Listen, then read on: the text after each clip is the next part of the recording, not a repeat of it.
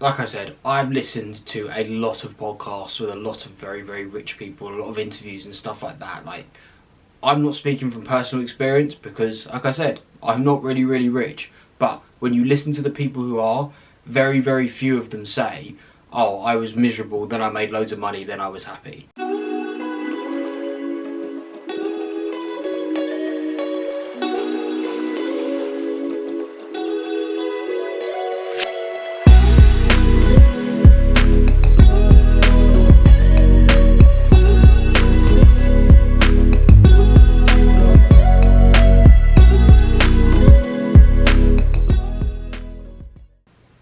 Hello guys, how are we? For those of you new here, I'm a psychology student trained to be a therapist, so on this channel we talk about mental health, well-being, mindset, positivity and all things like that. So if that sounds of interest, stick around. Will money make you happy? The age-old question.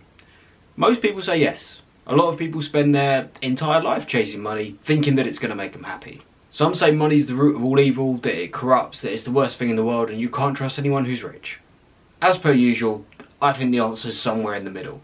Like most things, when it comes to stuff like this, I think it's important to listen to people who have actually been there and done it. And I think what's really interesting, if you listen to a lot of millionaires, people like, I know I have said before, I'm not the biggest fan of them, but people like Stephen Bartlett and stuff like that, they often talk about how they spent their whole life thinking that once they had that car or that house or this amount of money or they could holiday in this place or have this villa, that they'd be happy. And when they got there, it didn't actually bring them the happiness they thought it would. I remember Stephen Bartlett saying that I think when he was in his early mid-20s, he bought this giant mansion just outside of London. He had a tennis court and swimming pool and everything like that. He said he sold it after 6 months because none of his friends lived there and he was just in a massive house all by himself. There's a really good quote from Tony Stark, I think it's in one of the Avengers films, where he says, no amount of money has ever bought a second of time. And I think that's very, very true. Another famous saying is health is wealth, and that's something that I really agree with as well, sort of following on from that last quote. I can imagine there are a lot of very, very rich people who, once they got to their mid-80s or late 80s or 90s or whatever, they would have given all that money up to be 50 years younger or to be in better health or something like that. And, you know, they say you can't take it with you. But again, on the flip side, there's a reason money is so coveted and there's a reason people spend all this time and effort chasing money, and there's nothing wrong with wanting to be very, very rich. I hope one day that I've got enough to sustain a very nice lifestyle and go on all these holidays and do all stuff like that. But I think there's a difference between wanting that stuff in the future and pinning your hopes of happiness on those things. To a lot of people, money is a very good metric of success in the sense of it's obviously very tangible. It's literally a written number. You can go higher or lower, you can set a specific goal or something like that, whereas happiness isn't. It's in a feeling. There is no tangible way, arguably, to measure happiness. Often I think money, anecdotally, is linked to working hard, which I understand there's obviously a crossover there, but I think that's actually sometimes quite an unfair assumption and correlation to make, because by that logic, if you talk about just from the moment you wake up to the moment you go to bed, who works the hardest earns the most money, you'd think nurses would be on a hell of a lot of money. You'd think maybe teachers, people who do these jobs that are real stress from the moment you get into the work to the moment you leave. I think wanting to earn a lot of money is fine if you have a plan to use that money for something.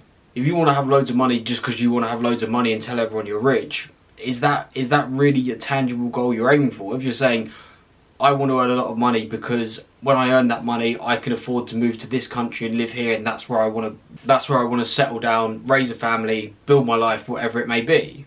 Again, I think it's best to listen to people who have actually got there. That's another thing that you'll sort of see when it comes to all finance and business and stuff like that. You'll hear a lot of talk from guys who are maybe on their way there but haven't actually got there, and they haven't had loads of money, so they don't really know what they're talking about to an extent. If you listen to a lot of people who have really made that money and made it to the top, especially people who have made it by starting their own thing, what a lot of them will say is, build something that's really important to you, do good work, build something you're proud of that you want to put the hours into and everything like that, and the money will come. Money is more of a byproduct of success rather than money equaling success or equaling happiness.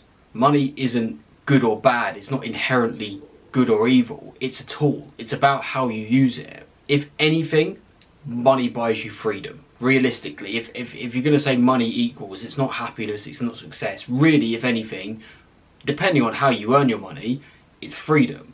There's loads of studies that show, I think it's about $75,000 American before tax, that once you hit that 75,000 threshold and you are comfortable, the actual sort of dollar to happiness ratio, however you want to do it, kind of falls off. At that point, sort of, if as it goes up, it kind of correlates.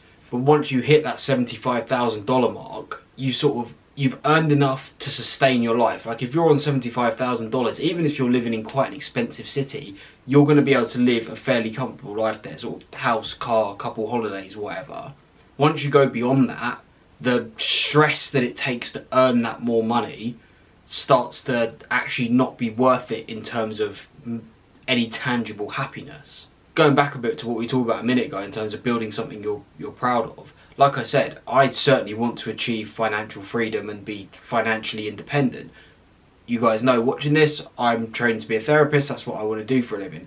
If I went into setting up my own therapy business as I just want to be as rich as possible, I'm going to be the world's worst therapist. That's a terrible metric to measure how well you're doing. A far better metric is, do I improve the people that I work with? Are people recommending me to other people? And then when they're coming, I'm doing a good job for them as well.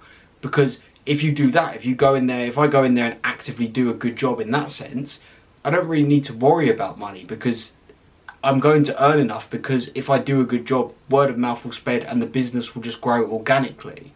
If I go in there going, right, I'm going to charge every client I have as much as I physically can and just keep them coming, and just see all of them as pound signs, that's a terrible way to run things, because one, I'm probably not going to make them any better, and two, because of that, I'm not going to get recommended to anyone. To round it off and make a final point, look, like I said, I've listened to a lot of podcasts with a lot of very, very rich people, a lot of interviews and stuff like that. Like, I'm not speaking from personal experience because, like I said, I'm not really, really rich. But when you listen to the people who are, very, very few of them say, oh, I was miserable, then I made loads of money, then I was happy. That's not what they normally say.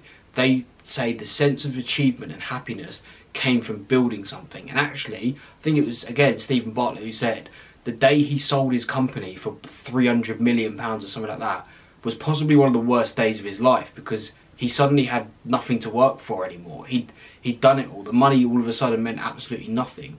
What you get happiness from is the sense of achievement from building. There's nothing wrong with having financial goals, but have them for a purpose. Accumulation without purpose is just greed. What was the point in having just a bigger house, a bigger car, bigger bank account, a bigger swimming pool, whatever it is? What is the point? You might have a point. You might have a reason for that. You might have these seemingly materialistic goals for a specific reason, and that's fine if it means something to you. But if it is just so there's a bigger number on your bank statement every time, I don't know. Is that going to make you happy? Thank you for making it all the way to the end. I do appreciate you guys who stick around for these videos, stick around to the end. If you did find any of it useful, please do consider liking, subscribing.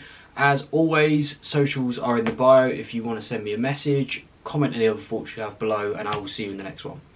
Until then, take care, guys.